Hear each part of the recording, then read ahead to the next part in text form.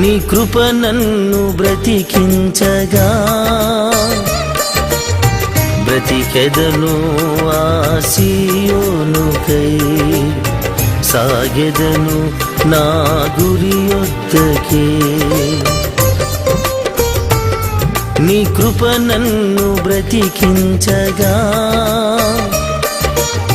బ్రతికెదను ఆ సీయోనుకై సాగెదను నా గురి యొద్దకే ఆరాధనా నీకే ఆరాధనా ఆరాధనా నీకే ఆరాధనా ఆరాధనా నీకే ఆరాధనా ఆరాధనా నీకే ఆరాధనా నీ కృప నన్ను బ్రతికించగా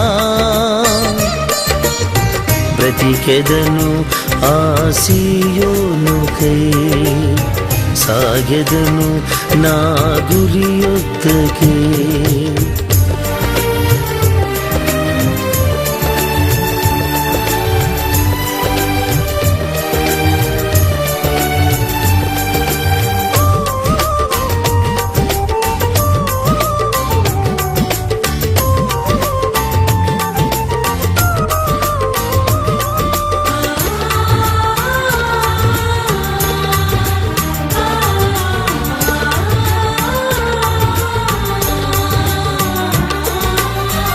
మట్టి ఘటమునగు నాయందు నీవు మహిమైశ్వర్యము నింపితివి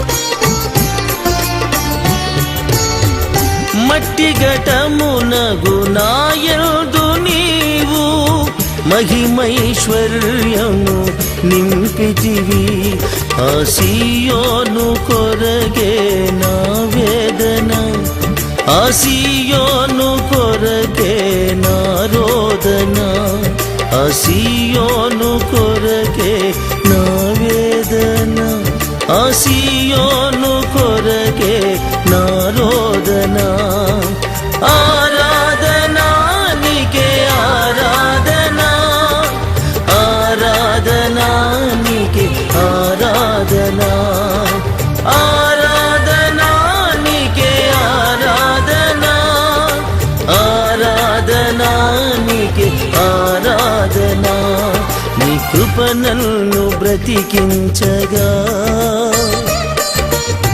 బ్రతికెదను ఆ సీయోనుకై సాగెదను నా గురి యొద్దకే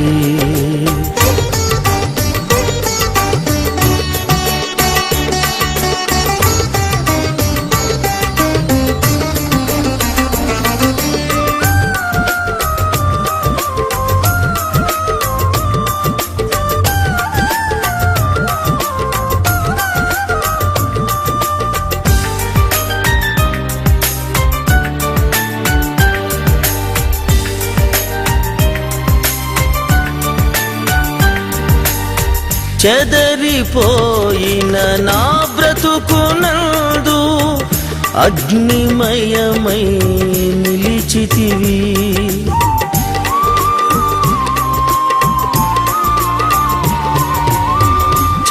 చెదరిపోయిన నా బ్రతుకునందు అగ్నిమయమై నిలిచితివి ఆ సీయోను కొరకే నా ప్రార్థన ఆ సీయోను కొరకే నిరీక్షణ ఆ సీయోను కొరకే నా ప్రార్థన ఆ సీయోను కొరకే నిరీక్షణ ఆరాధనా నీకే ఆరాధనా ఆరాధనా నీకే ఆరాధనా ఆరాధనా నీకే ఆరాధనా ఆరాధనా నీకే ఆరాధనా నీ కృప నన్ను బ్రతికించగా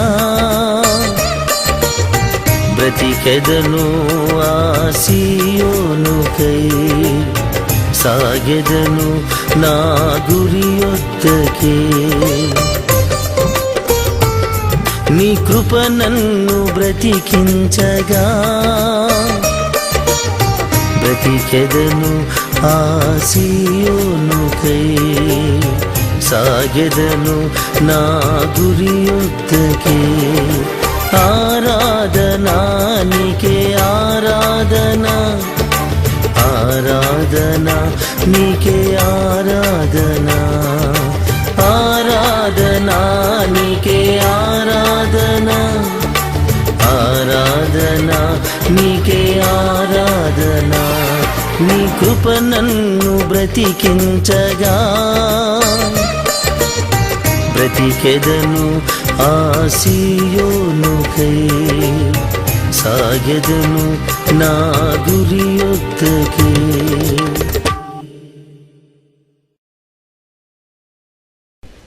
లూకా సువార్త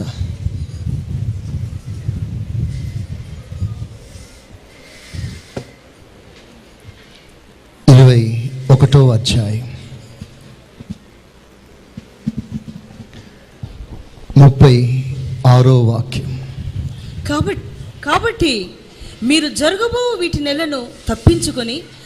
అందరూ తీయండి. అందరూ మీ ధ్యానంతో కూర్చోండి. అటు ఇటు చూడడం అంతా మానేసేయండి. ప్రభు మాట్లాడే సమయం ఇది. అందరం శ్రద్ధతో కూర్చుందాం. ధ్యానపూర్వకంగా కూర్చుందాం. వాక్యాన్ని చదవలేని వారు వాక్యం మైక్లో చదువుతున్నారు, మీరు జాగ్రత్తగా వినండి. దేవునికి స్తోత్రం చెప్పండి గట్టిగా. కాబట్టి మీరు జరగబోవు వీటి నెలను తప్పించుకొని మనుష్య కుమారుని ఎదుట నిలువబడుటకు, మనుష్య కుమారుని ఎదుట నిలువబడుటకు శక్తి గలవారగునట్లు ఎల్లప్పుడూ ప్రార్థన చేయుచు మెలకువగా ఉండుడని చెప్పాను. ఎల్లప్పుడూ ప్రార్థన చేయుచు మెలకువగా ఉండుడని చెప్పాను. ఎవరు చెప్పాను? యేసయ్య అని చెప్పండి. అందరూ కలిసి చెప్పండి. ఎవరు చెప్పారు?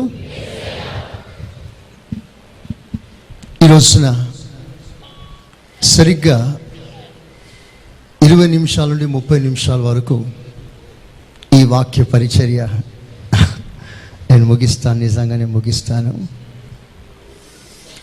అయితే ఒక శ్రేష్టమైన అంశాన్ని మీకు చెప్పాలని ఆశిస్తున్నాను. ఒక విశ్వాసికి ఊపిరి వంటిది, క్రైస్తవునికి వెన్న ఎముక వంటిది, ప్రియునికి ప్రాణం వంటిది. ప్రభుని నిజంగా ప్రేమించే వారికి ఇదొక ప్రత్యేకమైన అనుభూతి. మనుష్య కుమారుని ఎదుట నిలవబడుటకు మీరు శక్తి గల వారిగా మారునట్లుగా విస్తారమైన సేవ చేయమని రాయబడలేదు. ఆయన ఎదుట నిలుచుటకు ధర్మం చేయమని రాయబడలేదు. ఆయన ఎదుట నిలుచుటకు విరామం లేకుండా తిరుగుమని రాయబడలేదు. ఆయన ఎదుట నిలుచుటకు ఇంకేదో చేయమని రాయబడలేదు. సాక్షాత్తు ప్రభు మాట్లాడుతున్న మాట, నేను వస్తాను ఒకరోజు మీ కొరకు, సదాకాలం మీరు నాతో కూడా ఉండునట్లుగా నేను మిమ్మల్ని తీసుకొని పోవటానికి వస్తాను. ఆమేన్. గట్టిగా హల్లెలూయా. Surely I will come. నేను వస్తాను, మిమ్మల్ని నా దగ్గరకు తీసుకొని వెళ్తాను. నేను వచ్చినప్పుడు నా ఎదుట మీరు నిలుచుటకు మీకు శక్తి కావాలి. బలహీనులు ఎవరు నా ముందు నిలబడలేరు. మీకు శక్తి అవసరం. బోర్న్మీటా బూస్ట్లో వచ్చే శక్తి కాదు. నీ నేను మీకు శక్తిని ఇస్తాను. ఆ శక్తి పొందటానికి ఒకటే మార్గం, అదేమిటంటే మెలకువ కలిగి ప్రార్థన చేయండి. ఆమేన్. ప్రార్థన జీవితం మనందరికీ ఒక ప్రియమైన అనుభవంగా మారాలని ప్రభు ఆశిస్తున్నాడు. హల్లెలూయా. ప్రార్థన జీవితం మనకు ఒక ఉత్తమమైన అనుభవంగా మారిపోవాలి.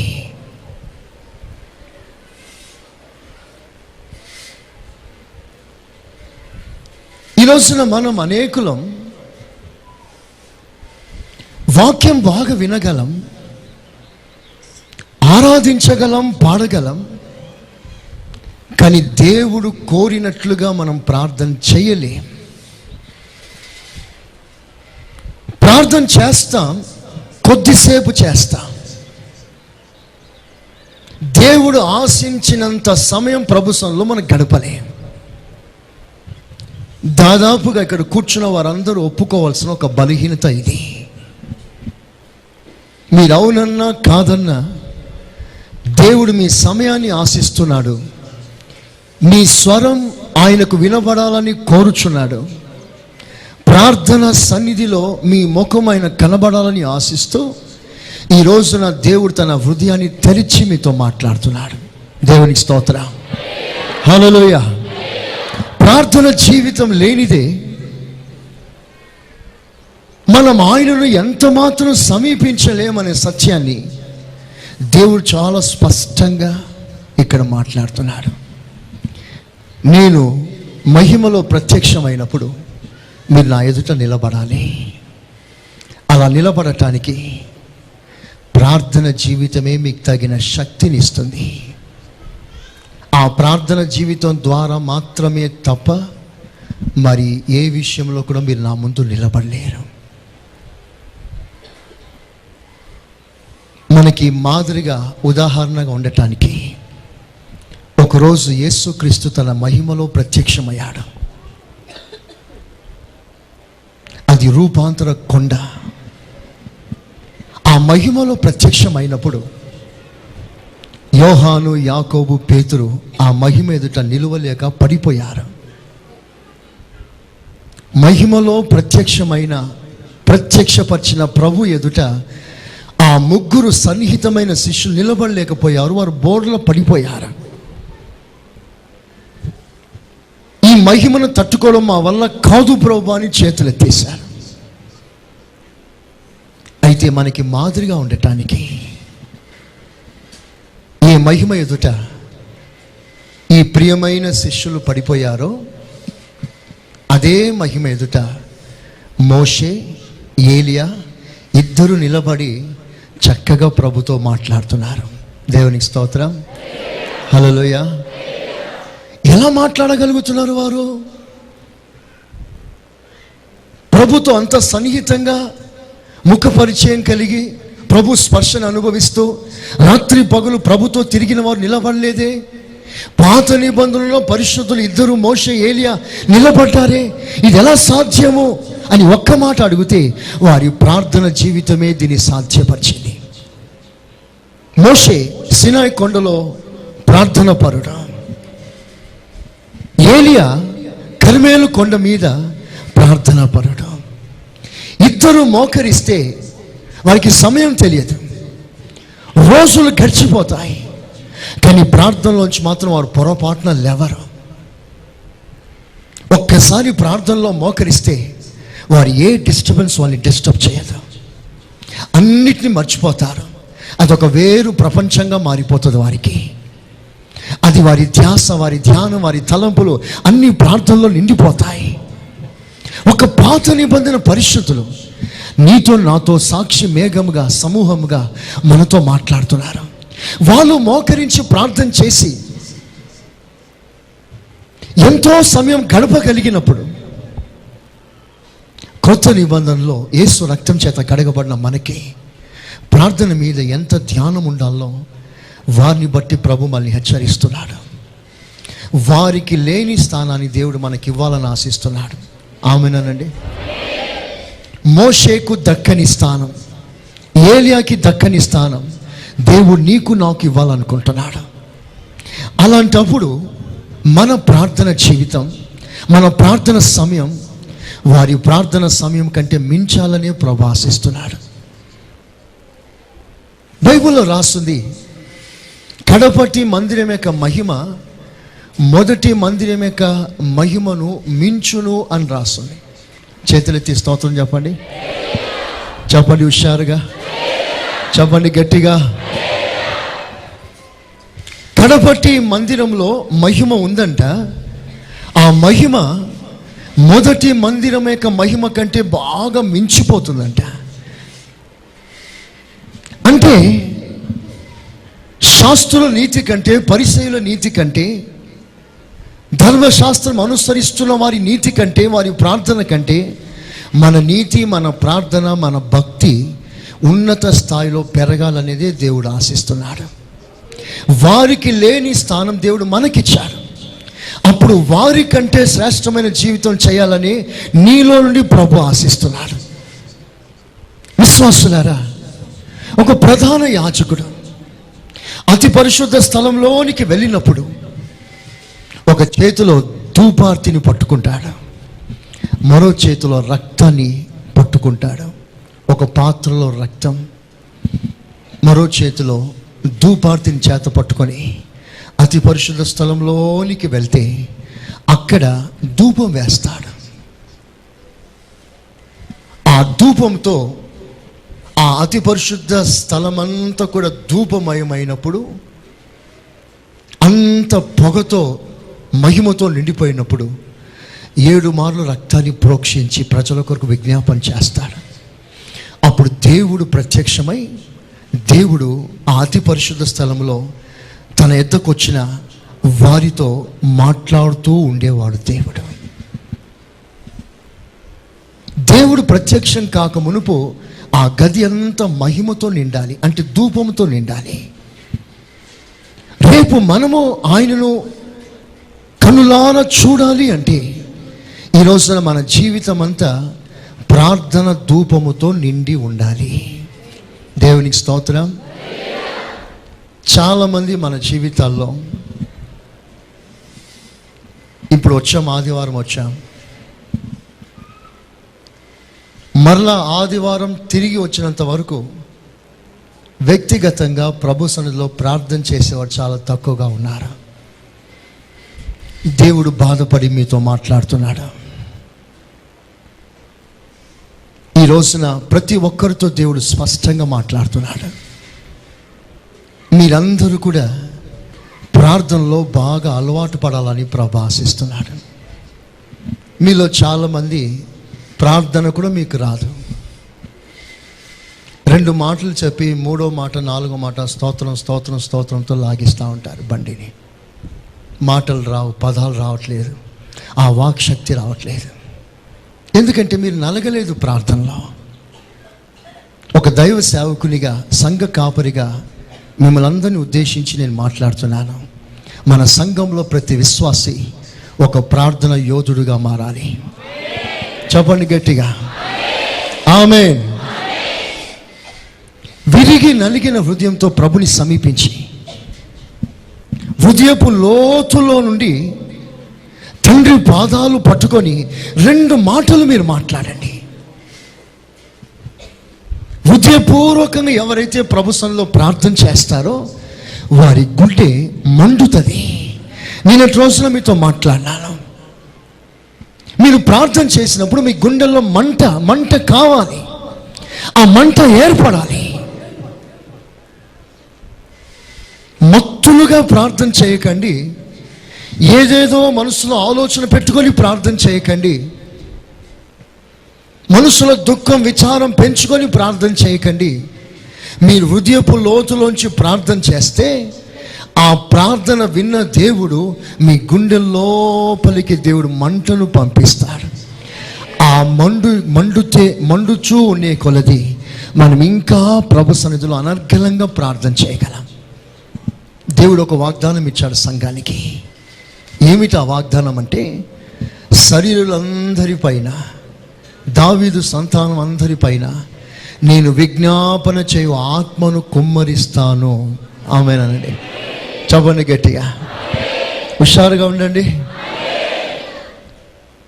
ఈరోజు నేను అనుకుంటాను, ఇంతవరకు నేను ఇచ్చిన మెసేజ్ అన్నింటిలో ఇది ఒక ఉన్నతమైన వర్తమానంగా నేను భావిస్తున్నాను. ఎవరి ఎదుట మనం నిలవబోతున్నామో ఆయన ఎదుట మనం తగిన వారిగా మారాలంటే, ఆయన ఎదుట మనం తగిన శక్తి గల వారిగా మారాలంటే ఆయనకున్న ఆ శ్రేష్టమైన ప్రార్థన జీవితాన్ని మనం కొంచెం ధ్యానపూర్వకంగా ఆయన ప్రేయర్ లైఫ్ని మనం స్టడీ చేస్తాం. యేసు ప్రభు ఈ భూమి మీద ఉన్నప్పుడు, అందరూ వినండి, యేసు ప్రభు ఈ భూమి మీద ఉన్నప్పుడు ఆయన ప్రార్థన చేశాడు. ఎందరో భక్తులు ప్రార్థన చేశారు పరిశుద్ధ గ్రంథంలో, కానీ యేసయ్య ప్రార్థన మనకి సరైన మాదిరికరమైన ప్రార్థన. హల్లెలూయా. యేసు ప్రభు యొక్క ప్రార్థన జీవితాన్ని 7 భాగాలుగా విభాగిస్తాం. ఆయన ఎందుకు ప్రార్థన చేశాడు, ఆయన ఎలా ప్రార్థన చేశాడు, ఆయన ప్రార్థన జీవితంలో ఉన్న విశేషం ఏమిటి? ఈరోజు మనం ఎందుకు ప్రార్థనలో గడపలేకపోతున్నామంటే టేస్ట్ తెలియక, ఆ ప్రార్థన రుచి తెలియక. కొద్దిసేపు ప్రార్థన చేస్తున్న తర్వాత మనం పడిపోతున్నాం. కొద్దిసేపు మనసు నిలుపుకొని ప్రార్థన చేస్తున్నాం, 3వ నిమిషానికి 4వ నిమిషానికి మైండ్ అవుట్ అయిపోతుంది. కాన్సన్ట్రేషన్ కుదరట్లేదు. దేని కొరకు నువ్వు ప్రార్థన చేస్తున్నావో ఆ పదాల వైపు నీ మనస్సు నిమగ్నం కాలేకపోతుంది. మైండ్ డైవర్ట్ అయిపోతుంది. ఎక్కడో ఆలోచిస్తున్నావు, నోటితో మాత్రం యేసయ్యా స్తోత్రం స్తోత్రం అంటున్నా. ఇది వాస్తవం మీ జీవితాల్లో. ఫుల్ మైండ్, ఫుల్ హార్ట్, పూర్ణ మనసుతో, పూర్ణ ఆత్మతో, పూర్ణ బలముతో, పూర్ణ హృదయంతో ఏది చేసినా మనం ప్రభు సన్నిధిలో పూర్ణ హృదయంతో చేయాలి. మనం ప్రార్థన చేస్తున్నాం, మత్తులుగా చేస్తున్నాం. కొందరికి బద్ధకం, కొందరికి సోమరితనం, కొందరికి చాతకానితనం, కొందరికి బలహీనత, మరి కొందరికి ఇంట్రెస్ట్ లేదు, మరి కొంతమంది ఎక్కడో ఆలోచిస్తారు. సరిగ్గా సాతాను ఇక్కడే ప్రేయర్ లైఫ్లోనే సరైన దెబ్బ కొడుతున్నాడు. అది మీరు గుర్తించాలి. సరిగ్గా మోకాల మీద ఉండి ఆత్మలో ప్రార్థన చేస్తామంటే అది మన వల్ల కావట్లేదు. ఎందుకు కావట్లేదంటే సాతాను నీ ప్రార్థన జీవితం మీద దాడి చేస్తున్నాడు. నీవు ప్రార్థన జీవితంలో ఓడిపోతున్నావు. ఆయన కోరిన ప్రార్థన నీలో లేదు. ఆయన కోరిన సమయం నీవు ప్రార్థనలో గడపలేకపోతున్నావు. ఏదో కొరత, బలహీనత వలన విరామించుకుంటున్నావు. చేయాలని మనసు ఉంది, చేయలేకపోతున్నావు. ఒక వ్యక్తి, ఒక విశ్వాసి సరైన పూర్ణ మనసుతో, హృదయంతో ప్రార్థన చేస్తే ఆ ప్రార్థన దేవుడు ఒక పోరాటంగా మారుస్తాడు. స్తోత్రం చెప్పండి, చెప్పండి గట్టిగా.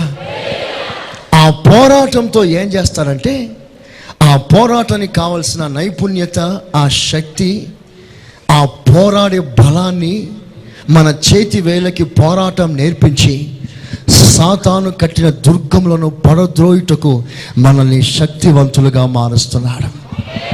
చెప్తారా గట్టిగా? ప్రార్థన ద్వారా మన సాతానుతో పోరాడుచున్నాం.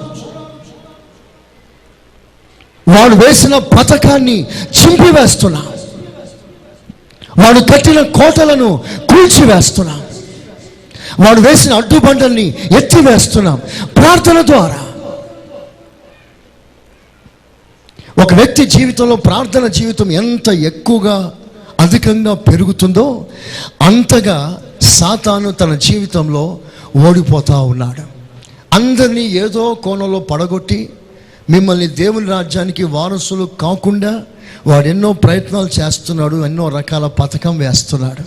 ఈ పథకాలన్నింటినీ మీరు జయించాలంటే మీకు ప్రార్థన జీవితం అవసరం.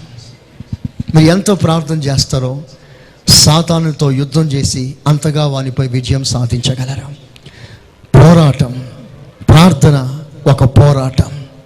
మనం పోరాడుచున్నది మనుషులతో కాదు, అంధకార దురాత్మ సమూహములతో పోరాడుతున్నాం. చేతితో కాదు, ప్రార్థనతో పోరాడుతున్నాం.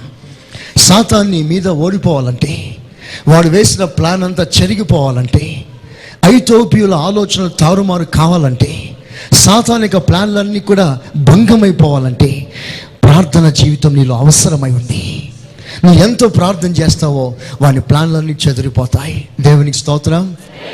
చెప్దాం గట్టిగా. ప్రార్థన సాతానుతో ఒక పోరాటం. వాడు తన స్వభావం అంతా తీసుకొచ్చి మనలో పెట్టి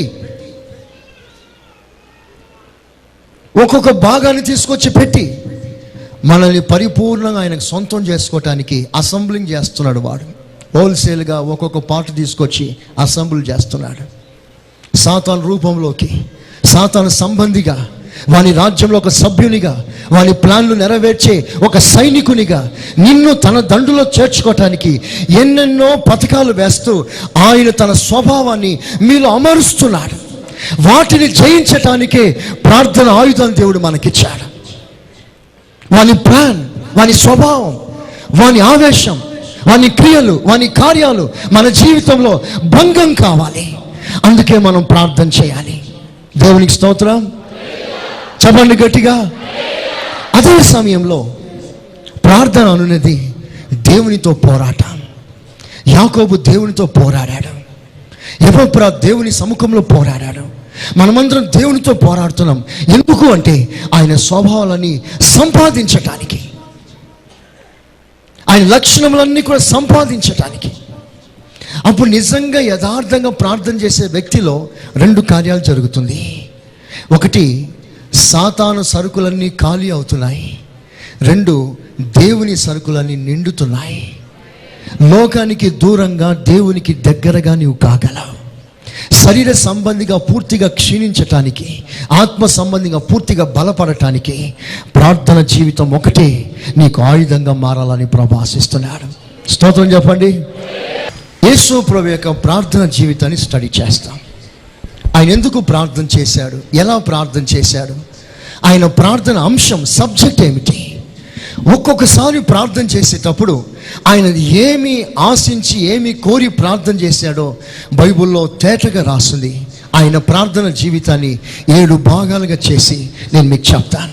మొట్టమొదటిగా లూకా సువార్త 3వ అధ్యాయం 21వ వచనం. లూకా సువార్త 3వ అధ్యాయం 21వ వచనం. ప్రజలందరూ బాప్తిస్మం పొందిన యేసు కూడా బాప్తిస్మం పొంది ప్రార్థన చేయుచుండగా ఆకాశము తెరవబడి, ప్రార్థన చేయుచుండగా ఆకాశం తెరవబడి పరిశుద్ధాత్మ శరీరాకారముతో పావురం వలె ఆయన మీదికి దిగి వచ్చెను. అప్పుడు నీవు నా ప్రియ కుమారుడవి, నీ యందు నేను ఆనందించుచున్నానని ఒక శబ్దము ఆకాశం నుండి వచ్చెను. చూడండి, ఇక్కడ యేసు ప్రభు యొక్క ప్రార్థన జీవితానికి నాంది, పునాది అది. అక్కడే యేసుక్రీస్తు ప్రార్థన ప్రారంభించాడు. యేసు ప్రభు యొక్క మొదటి ప్రార్థన అక్కడ రికార్డ్ చేయబడింది బైబిల్లో. మన ప్రభు అయిన యేసుక్రీస్తు బాప్తిస్మం పొందిన తర్వాత ఒడ్డుకు వెళ్ళి ప్రార్థనలో కూర్చున్నాడు. ఇప్పుడు ఒక విషయం, ప్రభు ఎందుకు ప్రార్థన చేశారు అక్కడ, ఆయన సబ్జెక్ట్ ఏమిటి? ఆయన ప్రార్థన ప్రారంభించక ముందు యేసు ప్రభు ఒక మాట అంటాడు, నీతి యావత్తును ఇలాగున జరగని, నెరవేరని, let all the righteousness be fulfilled. నీతి యావత్తును నెరవేరని అని చెప్పి ఒడ్డులోకి వెళ్ళి ప్రార్థన చేస్తున్నాడు. యేసయ్యా, ఏమని ప్రార్థన చేస్తున్నావు నీవంటే, నీతి యావత్తును నెరవేరాలని నేను ప్రార్థన ప్రారంభించాను. స్తోత్రం చెప్పండి, చెప్దాం గట్టిగా. నీ ప్రార్థన సబ్జెక్ట్ ఏంటి? ఇప్పుడు కొడుకుకు ఉద్యోగం కావాలి, కూతురుకు తొందరగా పెళ్లి కావాలి. మన సబ్జెక్ట్ ఇది. ఎవరింటికి వెళ్ళి ఉపవాస ప్రార్థన చేసినా ముందు ఇవే సబ్జెక్టులు ఉంటాయి. ఆరోగ్యం కొరకు, ఉద్యోగం కొరకు, వ్యాపారం కొరకు, దయ్యంలో పోవాలని, ఇంట్లో సమాధానం రావాలని, ఇదే సబ్జెక్ట్. మళ్ళీ ఎప్పుడు మనం అడుక్కునే ప్రార్థనలే. ఇప్పుడు యేసు ప్రభు ప్రార్థన నేర్పిస్తున్నాడు. నీతి యావత్తును నా జీవితంలో నెరవేరాలి కనుక నేను ప్రార్థన చేయాలి. మనమందరం ఎందుకు ప్రార్థన చేయాలంటే, మన జీవితంలో దైవ నీతి నెరవేరాలి. ఆమేనండి, చెప్పండి గట్టిగా, చెప్పండి గట్టిగా. ఇంకో విధంగా చెప్పాలంటే, దేవుని సంకల్పం, దేవుని చిత్తం, దేవుడు మన పట్ల ఏమి అనుకున్నాడో అవి నెరవేరాలి. నీ విషయంలో దేవుడు ఏమి ఆలోచిస్తున్నాడో అది నెరవేరాలి. నిన్ను గూర్చి దేవుడు ఏది ప్లాన్ చేశాడో అది నెరవేరాలి. లేఖనం నెరవేరాలి. నిన్ను గూర్చి దేవుడు తన గ్రంథములో ఏమి గ్రంథస్థం చేశాడో అది నెరవేరాలి. అది నెరవేరాలంటే నీవు ప్రార్థనలో బలంగా పోరాడాలి. ప్రార్థన చేయకపోతే నీ పట్ల దైవ సంకల్పం ఆగిపోతుంది. వినండి సంగమా, దేవుడు మీకు వాగ్దానం చేశాడు, నిజమే. దేవుడు మీకు ప్రమాణాలు ఇచ్చాడు, నిజమే. ఎన్నెన్నో విషయాలు దేవుడు నీ ద్వారా చేయాలనుకుంటున్నాడు, నిజమే. వాగ్దానం నిజమే. దేవుడికి ఇచ్చిన మాట నిజమే. మాట నెరవేర్చువాడు ఆయన, నిజమే. కానీ నీవు దానికి తగిన ప్రార్థన చేయకపోతే అవి ఏవి నీ జీవితంలో ఫుల్ఫిల్ కాదు, ఏవి నెరవేరదు. వినండి, సౌలుతో దేవుడు అంటున్నాడు, సౌలా, నిన్ను గూర్చి నేను ఏవేవో ప్లాన్లు వేసుకున్నాను, ఏదేదో చేయాలనుకున్నాను. నీ ద్వారా నా రాజ్యాన్ని సుస్థిరమైన రాజ్యంగా చేయాలనుకున్నాను. నాకున్న ఎన్నో ఆలోచనలు రాజ్యంలో అప్లై చేయాలనుకున్నాను. నీ రాజ్యాన్ని స్థిరపరచాలనుకున్నాను, పొడిగించాలనుకున్నాను, నీ రాజ్యాన్ని వ్యాపింప చేయాలనుకున్నాను. కానీ నీవు దానికి తగిన వానిగా లేకపోవడం వల్ల నేను అనుకున్నవన్నీ కూడా నేను క్యాన్సిల్ చేసుకుంటున్నాను. నీ ద్వారా నేను ఏదో చేయాలనుకున్నాను, ఇప్పుడు చెయ్యను అంటున్నాను. చేస్తానన్న దేవుడి ఇప్పుడు చెయ్యను అంటున్నాడు. వాగ్దానం చేసిన దేవుడు ఇప్పుడు క్యాన్సిల్ చేస్తున్నాడు వాగ్దానాన్ని. ఏమిటిది? అనేక సార్లు మీరు అనుకుంటున్నారు, దేవుడు నాకు ఇది చేస్తానని మాట ఇచ్చాడు, ఇంతవరకు జరగలేదు ఏంటి అని మీరు ప్రభుని ప్రశ్నిస్తున్నారు. ఆ ప్రశ్న ప్రభుని కాదు అడగాల్సింది, నీ మనస్సాక్షిని అడుగు, నీ ప్రార్థన జీవితాన్ని అడుగు. 70 సంవత్సరాల తర్వాత చెరలో నుంచి నేను ఇశ్రాయేలు బాబిలోను చెర నుంచి విడిపిస్తానని ప్రభు ప్రమాణం చేశాడు, మాట ఇచ్చాడు. 70 సంవత్సరాలు గడిచింది, ఇంకా బయటికి రావట్లేదు. 70 సంవత్సరాల వరకే పెడతానన్నావు కదా, 70 సంవత్సరాల తర్వాత విడిపిస్తావు అన్నావు కదా, ఇంకెందుకు విడుదల పొందలేదు? 70 years అయిపోయింది కదా, ఎందుకు వారికి ఇంకా లిబర్టీ రాలేదు? దీని కొరకు ప్రార్థన చేసేవారు లేరు. డానియల్ గుర్తించాడు, లేఖనాలని గ్రహించాడు, ప్రార్థన ప్రారంభించాడు, ఉపవాస ప్రార్థన. అతని ప్రార్థనను ఆధారం చేసుకొని ఇశ్రాయేలులను దేవుడు విడిపించాడు. ఆమేన్, హల్లెలూయా. దేవుని బిడ్డలారా, నశించిపోయే ఆత్మల్ని రక్షిస్తానని మాటిచ్చాడు. ఈ ప్రాంతంలో అంతా కదిలిస్తానని మాటిచ్చాడు. ఈ ప్రాంగణాన్ని ఇంకా విస్తారంగా మనం పెంచుతాడు. మనం కూర్చున్న వారి కంటే సంఖ్య విస్తారంగా రాను రాను పెరుగుతుంది. మన సంఘం ఈ ప్రాంతంలో సరిపోదు, విస్తారమైన స్థలం మనకు అవసరం. ఇంకా వేల కొలది ఆత్మలు ఈ ప్రాంగణంలో ప్రభుని ఆరాధించాలి. ఇందుకు తగిన ప్రార్థన పరులు మన మధ్యలో లేవాలి. ఈ భారాన్ని అందరూ పంచుకోవాలి. ఒక్కొక్క విశ్వాసి ఒక్కొక్క ప్రార్థన విజ్ఞాపన కర్తగా మారాలి, ఆయనకు జ్ఞాపకం చేయాలి. మనం విశ్రమించకుండా మనం పోరాడాలి. ఈ ప్రార్థన మనకు లేకుండా ఏదో మనం ఆదివారం వచ్చి వాక్యం విని వెళ్ళిపోయి విశ్వాసి అయితే నీవు ప్రభుకి ఎలాంటి ఉపయోగకరంగా నీవు లేవు అనే సంగతిని మర్చిపోవద్దు. ప్రార్థన చేసే వారిలో శామ్యూయల్ ఉన్నాడు, ప్రార్థన చేసే వారిలో మోషే ఉన్నాడు. ఆ ప్రార్థన లిస్టులో వాళ్ళు ఉన్నారంట. నీవు ఉన్నావా ప్రార్థన లిస్టులో? కోరుకోండి సంగమా, కోరుకోండి నా పేరు ప్రార్థన లిస్టులో ఉండాలని కోరుకోండి. ప్రతిరోజు 2-3 విజ్ఞాపన ప్రార్థన కొరకు విశ్వాసుల పేర్లు రాస్తున్నాం. ఒకవేళ మీ పేరు ఇంతవరకు చదవలేదు అనుకోండి, అబ్బా నేను బ్రతికిపోయినాను అనుకుంటున్నారా? నా పేరు తెలియకుండా ఉండడమే మంచిది అనుకుంటున్నారా? స్వతహాగా మీరు వచ్చి మీ పేర్లు ఇచ్చి ఉపవాస ప్రార్థనలో మీరు గడపండి. దేవునికి స్తోత్రం, హల్లెలూయా. 2 రోజులు సెలవు పెట్టండి. ఆయన సన్నిధికి వచ్చి మోకరించి ప్రార్థన చేయడం మీరు నేర్చుకోండి. మీకు పెద్దగా అలవాటు లేదనుకోండి, కూర్చోండి, ప్రభు సన్నిధిలో కూర్చోండి.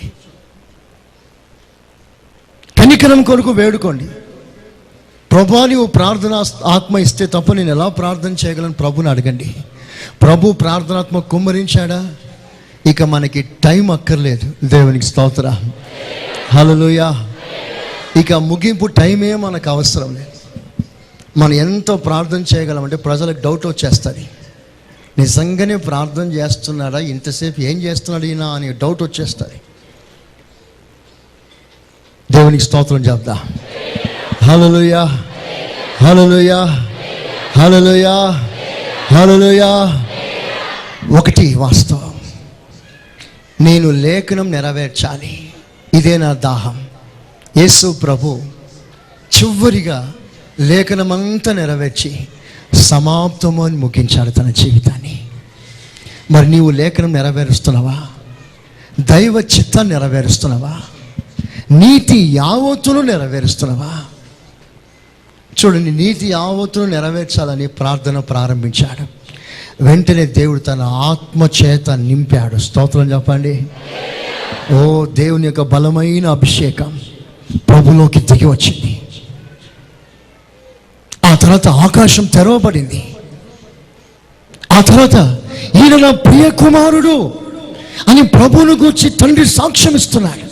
అంటే ప్రార్థన జీవితం తండ్రికి ప్రియునిగా మారగలిగిన జీవితం, తండ్రి హృదయాన్ని వశపరచగలిగిన జీవితం, తండ్రి అంత నుంచి ఒక సాక్ష్యాన్ని పొందగలిగిన జీవితం, ప్రార్థన జీవితం, పరలోకాన్ని తెరిచే జీవితం. స్తోత్రం చెప్పండి గట్టిగా, చూద్దాం గట్టిగా. యేసయ్య ప్రార్థన చేశాడు, పరలోకం తెరవబడింది. ప్రార్థన పరలోకాన్ని తెరిచే తాళపు చెవి వంటిది. ప్రార్థన మూయబడిన ప్రతి ద్వారాన్ని తెరిచే తాళం వంటిది. ప్రార్థన ఆగిపోయిన ఫైళ్ళన్నిటినీ మూవ్ చేయగలిగిన వంటిది. దేవునికి స్తోత్రం. ప్రార్థన జీవితం ఆగిపోయిన నీ ఉద్యోగానికి కొత్తగా ప్రోత్సాహం కలిగించగలిగినదే ప్రార్థన జీవితం. ప్రార్థన ద్వారా దేవుడు ఏదైనా చేస్తాడు. ఇంతకీ యేసు ప్రభుకి ప్రార్థన ఎందుకు చేయాలి? ఒక్క మాట చెప్పమంటారా? అసలు ప్రభుకి ప్రార్థన చేయవలసిన అవసరమే లేదు. ప్రభుకి ప్రార్థన చేయవలసిన అవసరమే లేదు. ఆయన దేవునితో సమానంగా ఉన్నాడే, ఆయన అందరి ప్రార్థన ఆలకిస్తున్నాడే, ఆయనే ప్రార్థన చేయవలసిన అవసరమే ఉంది. సముద్రంలో ఉన్నాడు, పెద్ద తుఫాన్ వచ్చింది. ఆ తుఫాన్ వచ్చినప్పుడు యేసయ్యా యేసయ్యా యేసయ్యా తండ్రి తండ్రి తండ్రి అని ప్రార్థన చేయండి. లేచాడు, ఏ తుఫాన్ ఆగు అన్నాడు, మాట సెలవిచ్చాడు, తుఫాన్ ఆగిపోయింది. కుష్టు రోగులు వచ్చారు, నాకు ఇష్టమే అన్నాడు ప్రభు, వెంటనే బాగుపడ్డారు. లాజర్ సమాధి దగ్గరికి వచ్చారు, లాజర్ రా బయటికి అన్నాడు, వెంటనే వచ్చేసాడు. 4 రోజులు అయిపోయింది చచ్చిపోయి, కుళ్ళు వాసన వస్తుంది, మాట సెలవిచ్చాడు, వచ్చేసాడు. అంటే అన్నిటిపై అధికారం గల వానికి ఇంకెందుకు ప్రార్థన? ఏదైనా చేయుటకు శక్తి గలవానికి ఎందుకు ప్రార్థన? చూడండి, ఆయనకు ప్రార్థన చేయవలసిన అవసరం లేదు, కానీ నీవు ఆయన ప్రార్థన లైఫ్ని ఒక మోడల్గా చేసుకోవాలని ప్రభు ఇష్టపడుతున్నాడు. స్తోత్రం చెప్పండి, చెప్పండి గట్టిగా. ఆయన ప్రార్థన జీవితం కూడా నీకు ఒక మాదిరిగా ఉండటానికి ఇష్టపడుతున్నాడు. యేసు ప్రభువే నీతి నెరవేర్చబడటానికి ప్రార్థన అవసరమైతే, నీ విషయంలో నా విషయంలో మన నీతి యావత్తును ప్రభు సన్నిధిలో నెరవేరాలంటే మనం ఎక్కువగా ప్రభు సన్నిధిలో ప్రార్థన చేయాలి. చూడండి,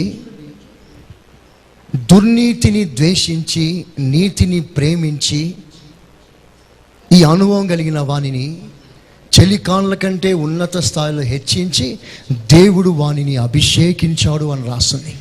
దేవునికి స్తోత్రం. నీతిని ప్రేమించి దుర్నీతిని ద్వేషించి, నీతి యావత్తును మన జీవితంలో నెరవేరాలంటే ఒక ప్రక్కన దుర్నీతి ద్వేషించబడాలి, నీతి ప్రేమించబడాలి.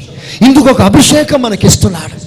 అభిషేకంలో ఒక ప్రార్థన, ఆ ప్రార్థన ద్వారా లేఖనములు నెరవేర్చగలిగిన కృప దేవునికి ఇస్తున్నాడు. ఇది నిజంగా ఎంత ఉన్నతమైన జీవితం. ఎందరో జీవితాల్లో లేఖనాలు తప్పిపోతుంది. నిన్ను గూర్చి ముందుగా చెప్పబడినవన్నీ అన్నీ ఫెయిల్ అయిపోతుంది. మన గూర్చి దేవుడు ఏదో సంకల్పించాడు, అవన్నీ నెరవేరట్లేదే. మరి ఇవన్నీ క్రమముగా జరగాలంటే మనకి తగిన ప్రార్థన జీవితం అవసరం. ఒకటి, నీతి నెరవేర్చటానికి ప్రార్థన. మీరు చెప్పండి గట్టిగా, ప్రార్థన. రెండో విషయం మీకు చెప్తున్నా. లూకాసు వార్త 6వ అధ్యాయం, లూకాసు వార్త 6వ అధ్యాయం 13వ వాక్యం. ఉదయమైనప్పుడు ఆయన తన శిష్యులు 12వ వాక్యం చూడండి. ఆ దినముల యందు ఆయన ప్రార్థన చేయుటకు కొండకు వెళ్ళి దేవుని ప్రార్థించుట యందు రాత్రి గడిపాడు. He spent whole night in prayer. యేసు ప్రభు రాత్రంతా ప్రార్థనలో గడిపాడు. రేపు ఆయన ఎదుట మీరు నిలవాలి. స్తోత్రం చెప్పండి గట్టిగా. ఆయన ఎదుట నిలవాలనుకునేవారు హోల్ నైట్ ప్రేయర్కి రాకూడదు. స్తోత్రం. శుభ్రంగా ఇంట్లో పడుకొని నిద్రపోవాలి. రాత్రుల్లో ఏం ప్రార్థన మాస్టర్ గారు, పొద్దున మేము ఉద్యోగాలకి వెళ్ళాలి అంటావా? ఆయన ప్రార్థన చేయటందు రాత్రంతా గడిపాడు. వారానికి ఎన్నిసార్లు గడుపుతాడో నాకు తెలియదు, రాయబడలేదు. దేవుడు నెలకు ఒక్కసారి నీకు ఇచ్చాడు. ఇది నీకు న్యాయమా అని దేవుడు అడుగుతున్నాడు. మన సాక్షిలో చేతులు వేసుకొని చెప్పండి, ఇది మాకు న్యాయమే అని చెప్పండి. రాకుండా ఉండడం.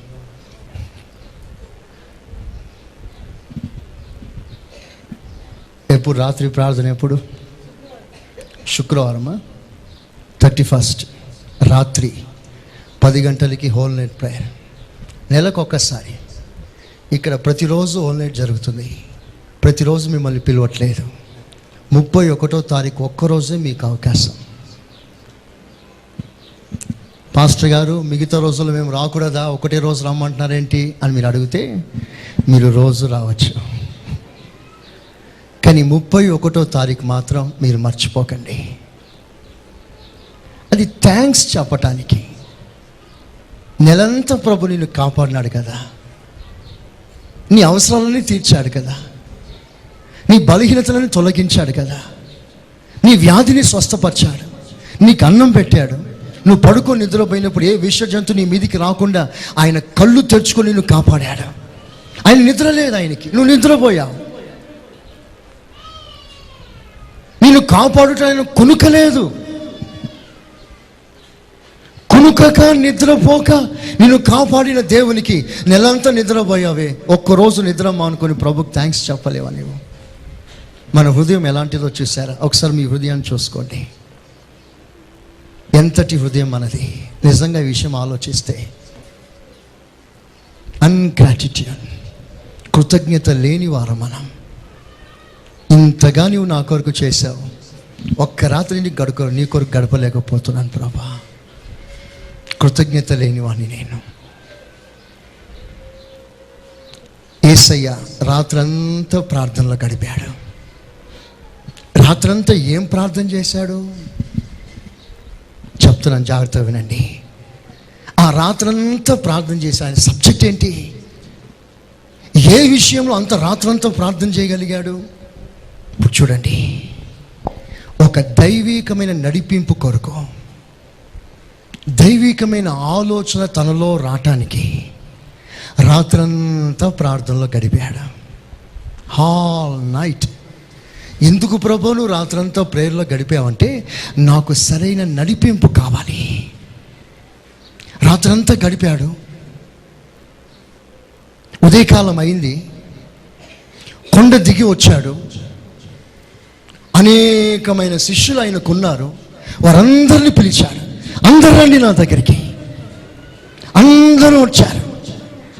అప్పుడు దేవుడు ప్రభు వారి దగ్గరికి వెళ్ళి ఒక్కొక్కరిని పాస్ చేస్తూ, నడిపింపు రాగానే ఒకరి మీద చేయి పెడతాడు, వాని ఇటుపక్క తీసుకుంటాడు, ఇంకా ముందుకు వెళ్తాడు. ఇంకొకడు అక్కడ ఉన్నాడు, వాని మీద చేయి పెడతాడు, తనను తీసుకుంటాడు. అలాగున 12 మందిని ఏర్పాటు చేసుకున్నాడు. ఆ ఉదయకాలం అక్కడ ఉన్నవాళ్ళు 12 మంది కాదు, చాలామంది ఉన్నారు. 16వ వాక్యం 13వ వాక్యం చూడండి. ఉదయమైనప్పుడు ఆయన తన శిష్యులను పిలిచి, శిష్యులను ఎంతమందో కాదు, చాలా మంది ఉన్నారు అక్కడ. శిష్యులను పిలిచి వారిలో 12 మందిని ఏర్పాటు చేసుకున్నాడు. ఇప్పుడు జాగ్రత్తగా వినండి, యేసయ్య ఎందుకు ప్రార్థన చేశాడు? ఆయన ప్రార్థన జీవితంలో ఉన్న ఆంతర్యం ఏమిటి అంటే, ఒక నడిపింపు.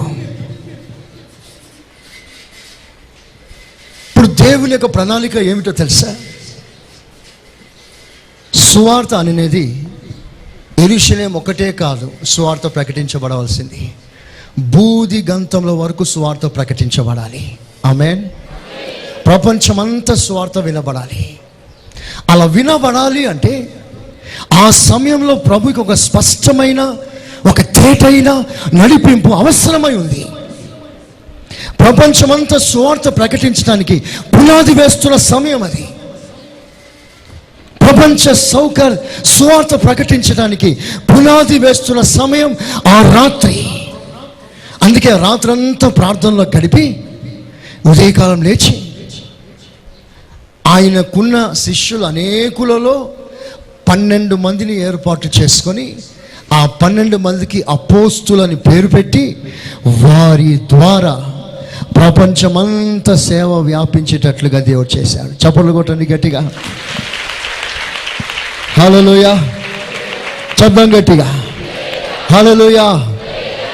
నీవు నేను ఎందుకు ప్రార్థన చేయాలంటే, ఒక రైట్ యాక్షన్ తీసుకోవటానికి, to take a good decision, right decision, సరైన నిర్ణయం తీసుకోవాలి. సరైన నడిపింపు మనకు రావాలి. అది సేవకులకైనా విశ్వాసులకైనా. మీరు ఒక పని చేయబోతున్నారు, దానికి ఒక నడిపింపు మీకు అవసరం. మీ ఎదుట ఒక కష్టతరమైన పరిచర్య ఉంది, దానికి ఒక నడిపింపు అవసరం. ఈ నడిపింపు కొరకే రాత్రంతా ప్రభు ప్రార్థనలో గడిపాడు. స్తోత్రం చెప్పండి గట్టిగా. హల్లెలూయా. ఇలాగూ మనం ప్రార్థన చేయకయే తీర్మానాలు చేసుకొని తప్పిపోతున్నాం, రాంగ్ స్టెప్స్ వేస్తున్నాం, రాంగ్ డిసిషన్స్ తీసుకుంటున్నాం. ఈరోజున అనేక రకాల డిసిషన్స్ తీసుకొని ఫెయిల్ అయిపోతున్నారు. ఎందుకంటే ఆ డిసిషన్ వెనుక ప్రార్థన లైఫ్ లేక, ప్రేయర్ లైఫ్ లేక. ఎంతోమంది సేవకు వస్తారు, సేవయే సావు అనుకొని వస్తారు, త్వరలోనే అభ్యంతర పడతారు, సేవను విడిచిపెట్టి వెళ్ళిపోతారు.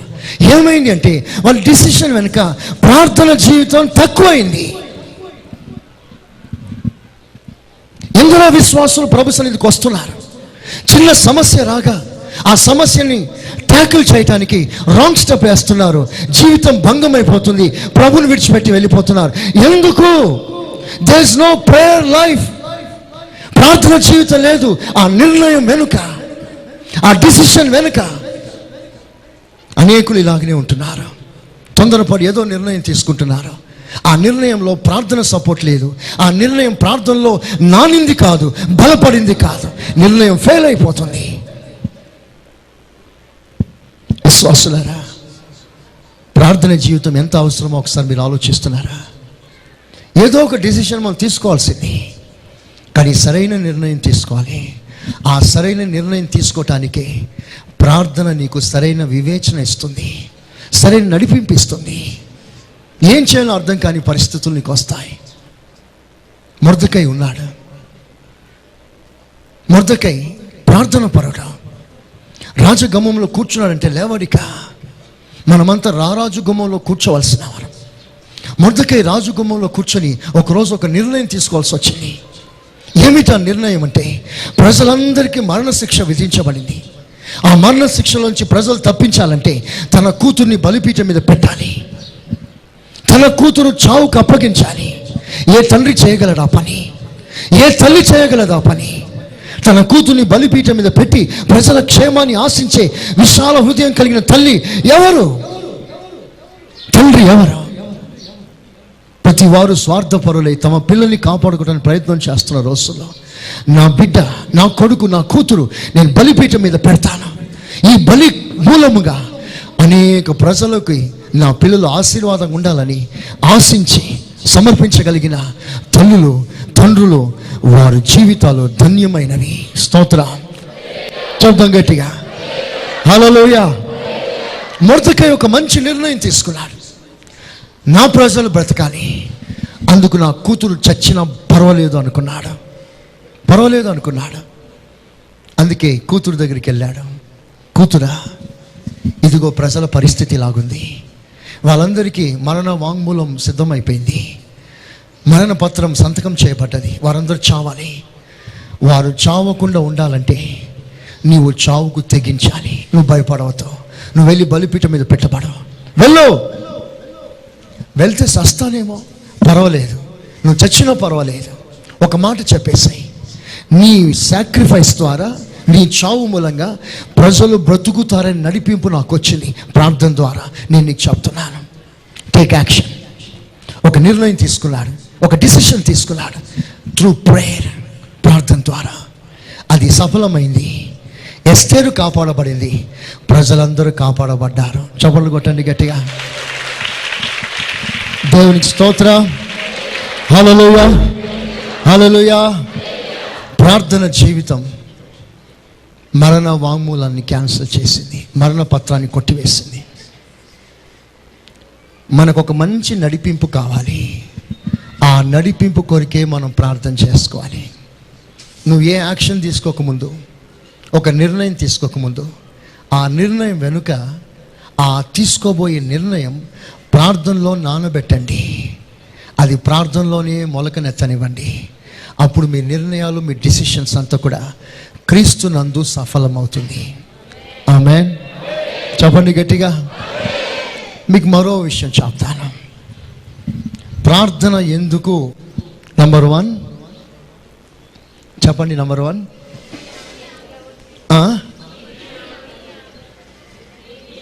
నీతి యావత్తును నెరవేరుటకు ప్రార్థన. మన ప్రార్థనకి మరో కారణం, to open the blinded ice.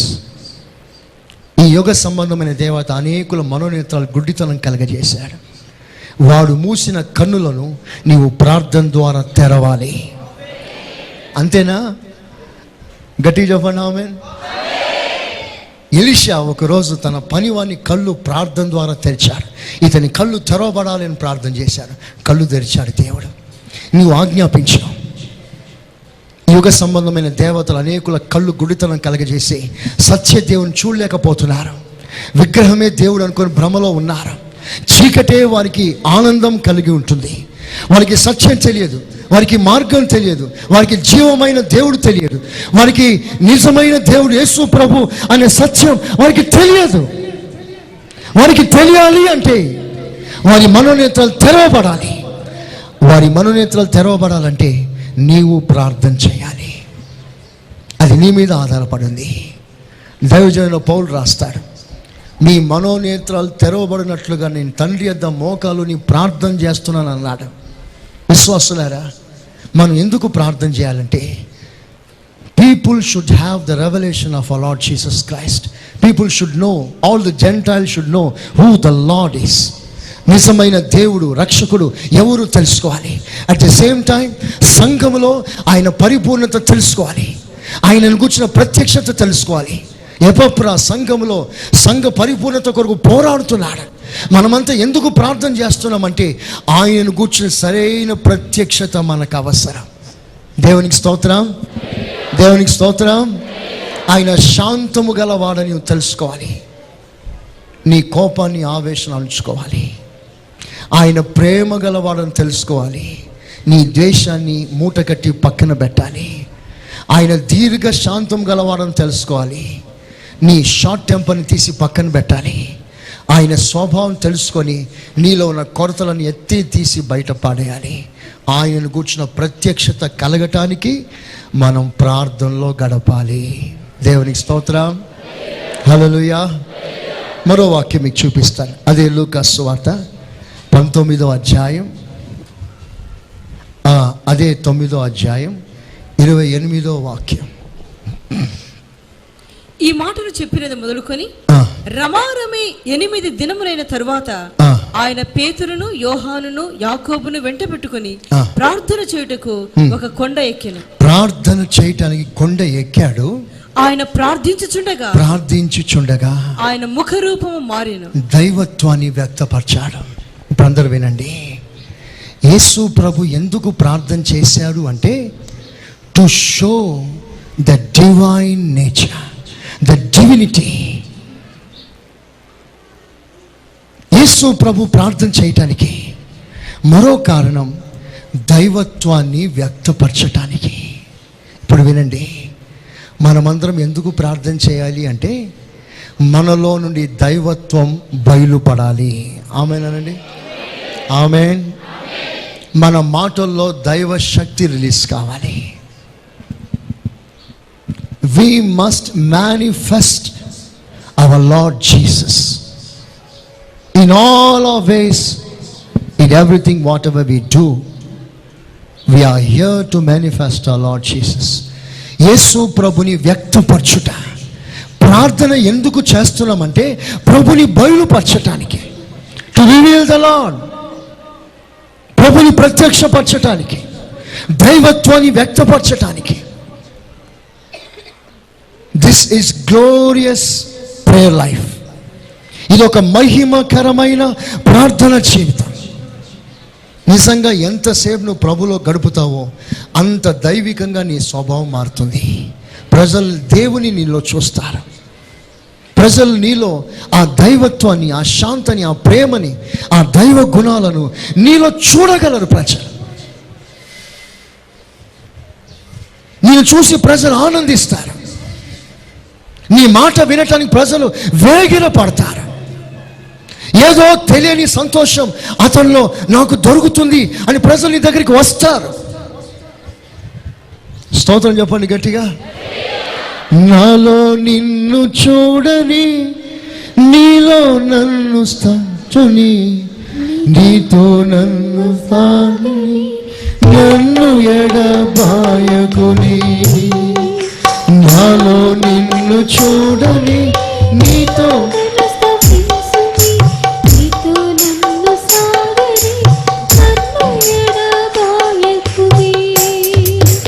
పరిశుద్ధుడా,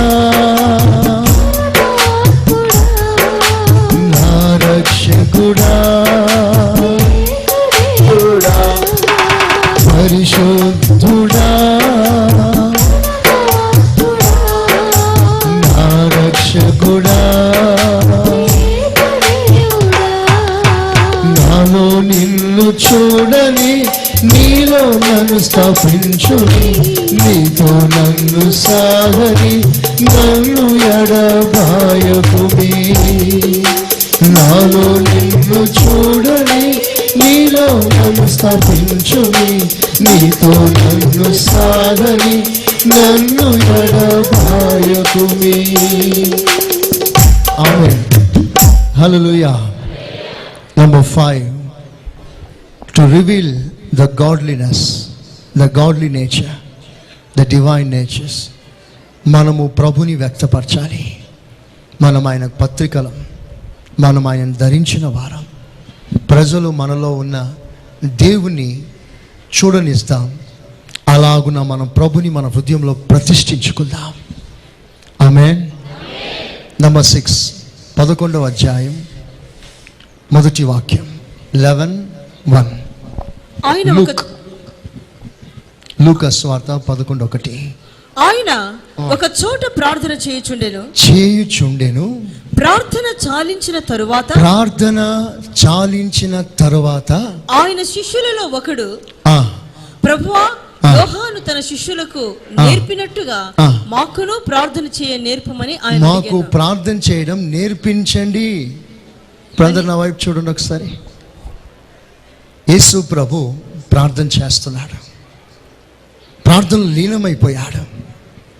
ఆయన చూస్తున్నప్పుడు ఆ ప్రార్థన టేస్ట్ ఈ శిష్యులు గ్రహిస్తున్నారు. ఆయన ప్రార్థన చేస్తూ ఉన్నాడు, వీళ్ళు చూస్తూ ఉన్నారు. ఆయన చేస్తూ ఉన్నాడు, వీళ్ళు చూస్తూ ఉన్నారు. ప్రార్థన ఆపాడు. వెంటనే శిష్యులు వచ్చేసి మాకు కూడా నేర్పించండి ప్రార్థన అన్నారు. అంటే అర్థం ఏంటో తెలుసా? యేసు ప్రభు ప్రార్థన ఇతరులను ప్రార్థన చేయటానికి ప్రోత్సహించింది. ఆమేన్. యేసు ప్రభు ప్రార్థన ఇతరులను ప్రభావితం చేసింది. ఆయన ప్రార్థన వైపు చూసిన శిష్యులు కూడా ప్రార్థన చేయాలి అని మనసు వచ్చింది. మాకు నేర్పించండి ప్రార్థన సార్, మేము కూడా చేస్తాం. అంటే the exemplary prayer life, a model prayer life. యేసు ప్రభు ఎందుకు ప్రార్థన చేశాడంటే అనేకులను ప్రభావితం చేయటానికి. స్తోత్రం చెప్పండి గట్టిగా. మనం ఎందుకు ప్రార్థన చేయాలి? మన ప్రార్థన లైఫ్ని చూసి ఇతరులు ప్రోత్సహించబడి వాళ్ళు కూడా మోకరించడం నేర్చుకోవాలి. నువ్వు ప్రార్థన అనేకులకు నేర్పించాలి. ప్రార్థన జీవితం అనేకులకు పరిచయం చేయాలి. నువ్వు ప్రార్థన చేస్తే ప్రజలు చూసి వాళ్ళు కూడా ప్రార్థన చేయాలని మనసు రావాలి. మనం అలాగున ఆ టేస్ట్ మనం ప్రభులో ప్రార్థనలో మనం పొందాలి. దేవునికి స్తోత్రం.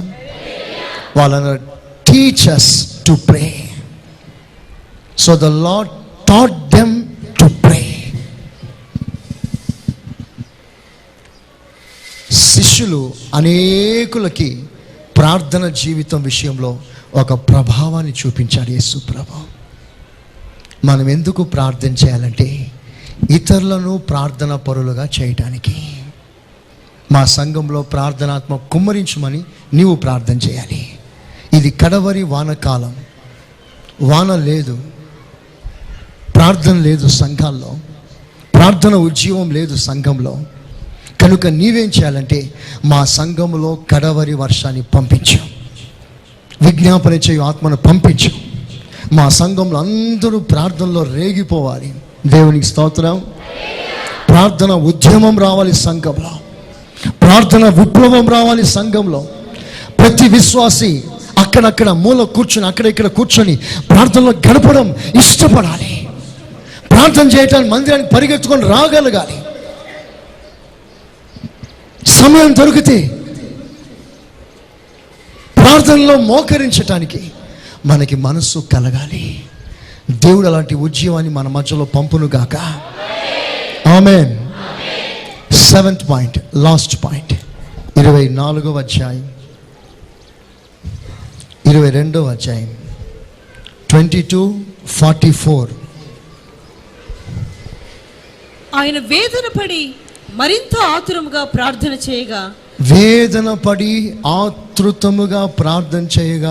ఆయన చెమట నేల పడుచున్న గొప్ప రక్త బిందువుల వలె ఆయను.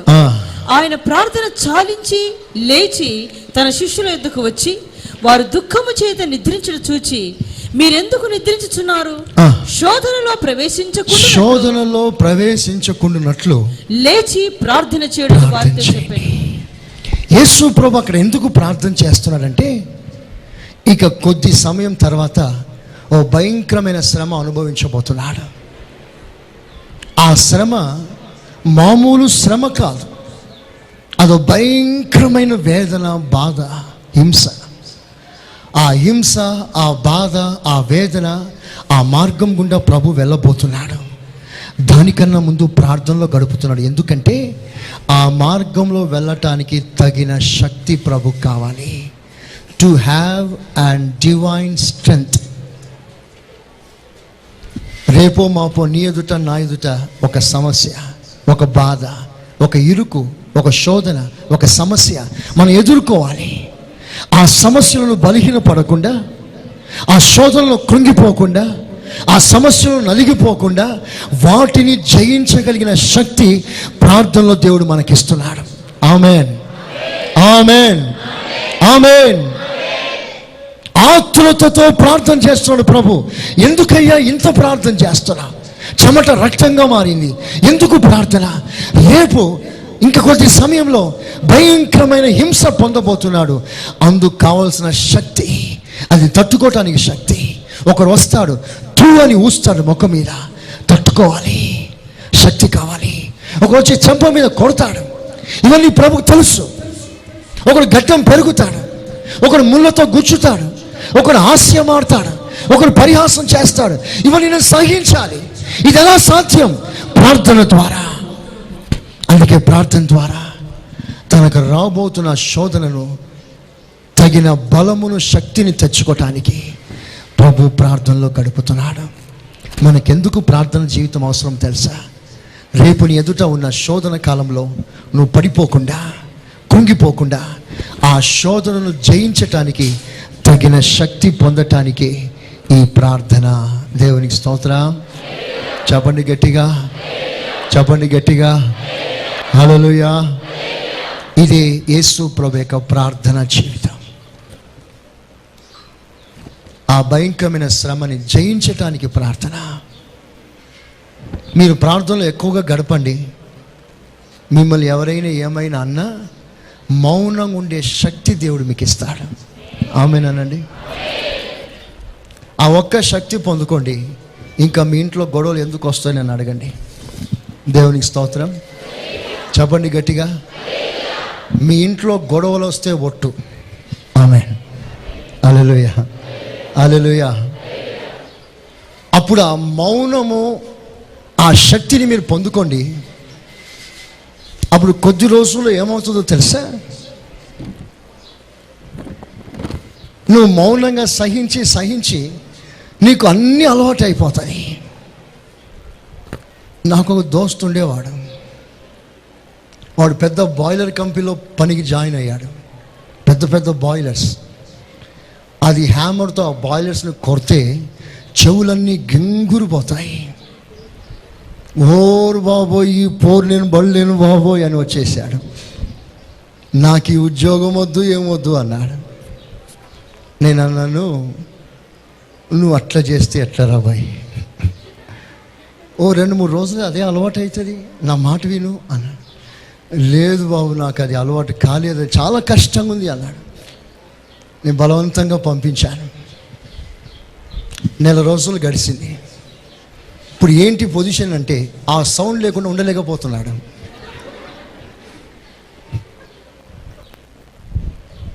మీలో రకరకాల సౌండ్లు ఉండొచ్చు. మీరు దానికి అలవాటు పడండి. ఆమేన్, హల్లెలూయా. మీరు అలవాటు పడ్డారే అనుకోండి, ఇక ఆ సౌండ్ లేకుండా మీకు ఇక సమయం గడవదు. డాడీ ఏమన్నా తిట్టండి కొద్దిగా, నన్ను తిట్లు తినకుండా నాకు ఉండలేకపోతున్నాను అంటారు. మీరు ఈ శక్తి పొందుకున్నారనుకోండి, నేను అంటాను, అత్త కోడలు కాదు, తల్లి కూతుర్లుగా మారిపోతారు. చవళ్ళు కొట్టండి గట్టిగా. ఆమేన్. హల్లెలూయా. మామ అల్లుళ్ళు తండ్రి కొడుకులుగా మారిపోతారు. ఇక రూతు మాదిరిగా అత్తమ్మతో అంటారు, అత్తమ్మ నువ్వు కొట్టినా నీవే, తిట్టినా నీవే, నీవే నా తల్లివి, నీవు ఏది చేస్తే నేను అది చేస్తాను అత్తమ్మ, దండం పెడతా, నన్ను మాత్రం ఫోన్ చెప్పకు అత్తమ్మ అని మీరు చెప్పాలి. ఆమేన్. హల్లెలూయా, హల్లెలూయా.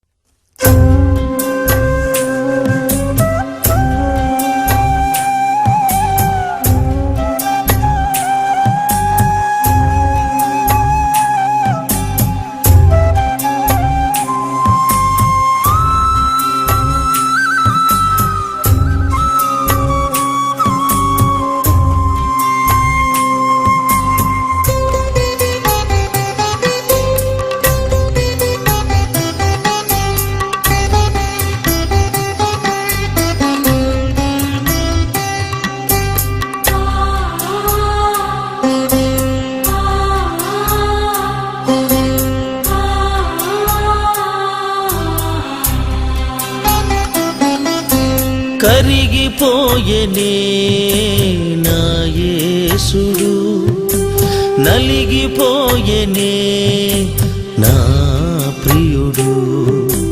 కరిగిపోయెనే నా యేసుడు, నలిగిపోయెనే నా ప్రియుడు. చూడలేని వానిగా అసహ్యించినానుగా, చూడలేని వానిగా అసహ్యించినానుగా. యేసయ్యా, యేసయ్యా, యేసయ్యా, యేసయ్యా, యేసయ్యా, యేసయ్యా, యేసయ్యా, యేసయ్యా. కరిగిపోయెనే నా యేసుడు.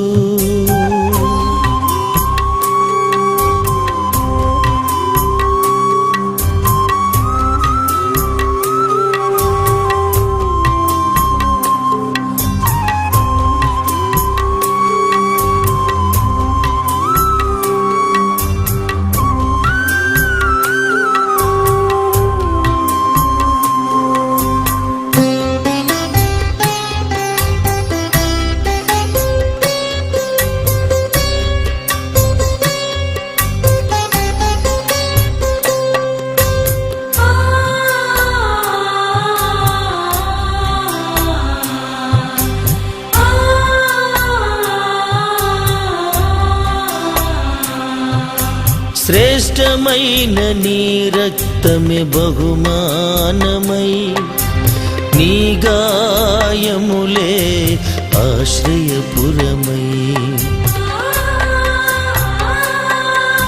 శ్రేష్టమైన నీ రక్తమే బహుమానమై, నీ గాయములే ఆశ్రయపురమై.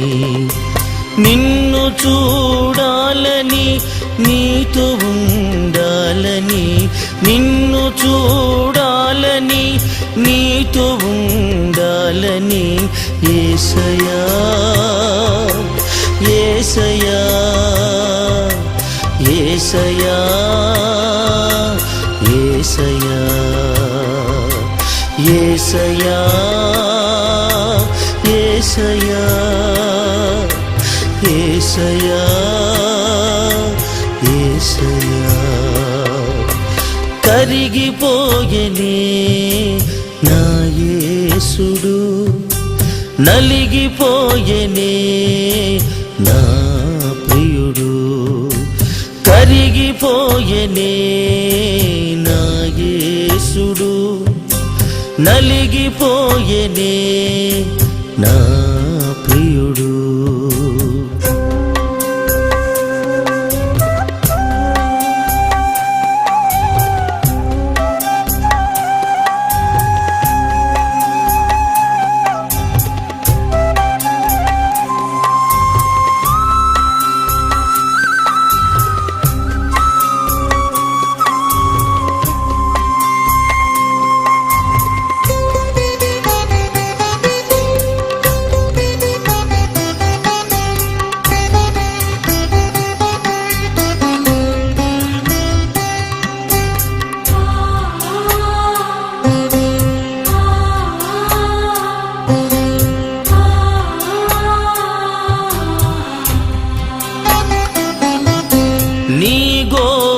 శ్రమలే సౌందర్యమై, ఆ సౌందర్యమే సీయోను రూపమై.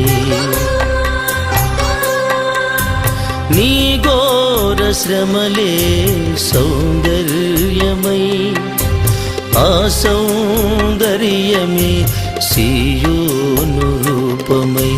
నిన్ను చూడాలని, నీతో ఉండాలని, నిన్ను చూడాలని, నీతో ఉండాలని, యేసయ్యా యేసయ్యా యేసయ్యా యేసయ్యా యేసయ్యా యేసయ్యా యేసయ్యా యేసయ్యా.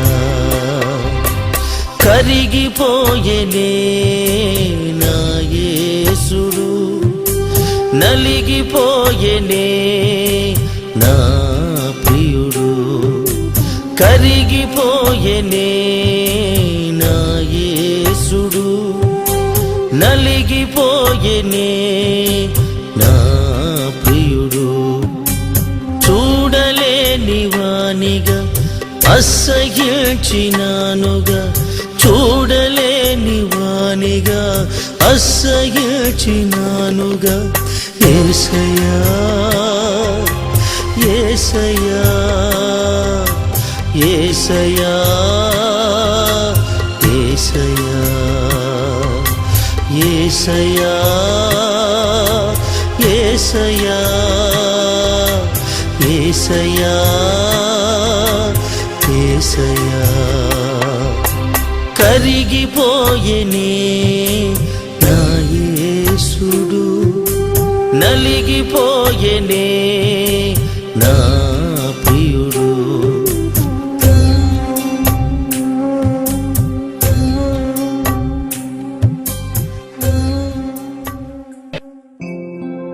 మీరు వినుచున్న ఈ పాస్టర్ సురేష్ గారి ప్రసంగాల క్యాసెట్, అదేవిధంగా మీకేమైనా ప్రార్థనావసరతలు ఉన్న ఎడల సంప్రదించండి.